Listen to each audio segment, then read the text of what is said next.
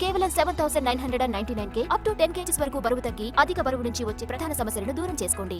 కాంగ్రెస్ లో పదవుల జాతరకు ముందే గొడవలు తెరపైకొస్తున్నాయి. అధికార పార్టీలో నామినేటెడ్ పోస్టుల లొల్లి అంతకంతకు ముదురుతోంది.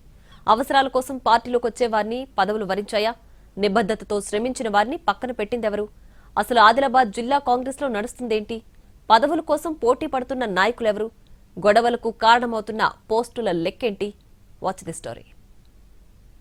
ఆదిలాబాద్ జిల్లా కాంగ్రెస్ పార్టీలో పదవుల పందరం నడుస్తోంది. సర్పంచ్ ఎన్నికల తర్వాత పార్టీలో పదవులు ఆశించే వారి సంఖ్య పెరిగిపోయింది. నామినేటెడ్ పోస్టుల కోసం పైరవీలు ఎక్కువ అవుతున్నాయి.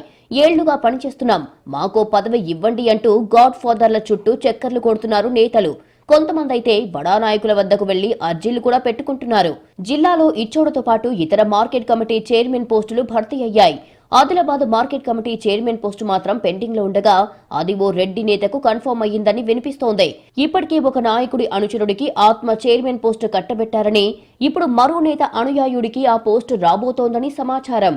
ఒకవైపు పదవుల కోసం నాయకులు జోరుగా ప్రయత్నాలు సాగిస్తుంటే, మరోవైపు అర్హులు కష్టపడి పనిచేసే వారికి బాధ్యతలు కట్టబెట్టాలని పార్టీ భావిస్తోంది. జిల్లాకు ప్రధాన కార్యదర్శి, ఉపాధ్యక్షులు, ఇతర కార్యవర్గం కూర్పు ఎంపిక కోసం టీంలు రంగంలోకి దిగుతున్నాయి. పదవుల కోసం ఆదిలాబాద్ కాంగ్రెస్ లో అంతర్గతంగా పోరు సాగుతుండటంతో దీన్ని త్వరగా పరిష్కరించాలని పార్టీ క్యాడర్ కోరుకుంటోంది. పోస్టుల కోసం రోడ్డెక్కే పరిస్థితి రాకముందే జెండా మోసిన వారికి ఆ బాధ్యతలు అప్పగించాలని అంటోంది. మరి ఈ సమస్యను అధిష్టానం ఎలా డీల్ చేస్తుందో చూడాలి.